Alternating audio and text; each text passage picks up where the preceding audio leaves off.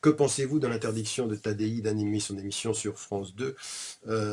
Si ça s'avérait, ce serait grave. Ce serait grave parce que c'est une émission où il avait le courage d'inviter tout le monde et de tous bords.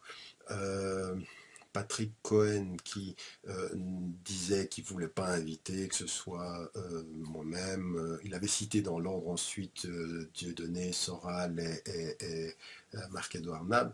Et c'est quelqu'un qui a un prime time à France, bon, France Inter aujourd'hui à sa tête, comme dans le passé ou comme dans le présent, n'a pas quelqu'un qui a brillé par sa défense de l'égalité quant à l'expression des droits. Patrick Cohen dit ceci, et il dit ceci à Tadi en disant je ne peux pas. Et puis finalement, il y a sans doute des pressions. Je pense qu'il appartient aux citoyens français, à vous, qui êtes en France par exemple, qui regardez la télévision, de vous exprimer, de dire quelque chose. C'est une des émissions dans lesquelles il y avait une liberté, il y a des gens qui n'étaient pas d'accord et qui s'exprimaient.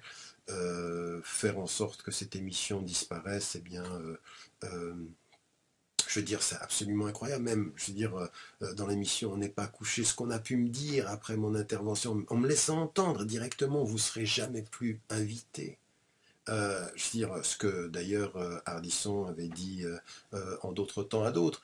Je veux dire, aujourd'hui, on s'aperçoit que la liberté médiatique, comme la liberté judiciaire, et l'espace d'autonomie judiciaire sont mis à mal par des impositions politiques, des décisions politiques qui sont aujourd'hui pas admissibles. Et donc, encore une fois, ce sont des choses dont il faut faire la critique, mais encore pas émotivement. Il faut s'organiser, faut en l'occurrence se faire entendre une voix. Encore une fois, parce que ce qui est en train de se passer, c'est une France qui trahit ses valeurs. C'est une France qui ne se ressemble plus. Enfin, elle a toujours eu. Il y a eu toujours les deux France. Il y a toujours eu des Français qui n'étaient pas à la hauteur des valeurs exposées, exprimées de la France. Mais il appartient aux citoyens aujourd'hui de réconcilier ce pays avec ses valeurs, en particulier sur cette question-là.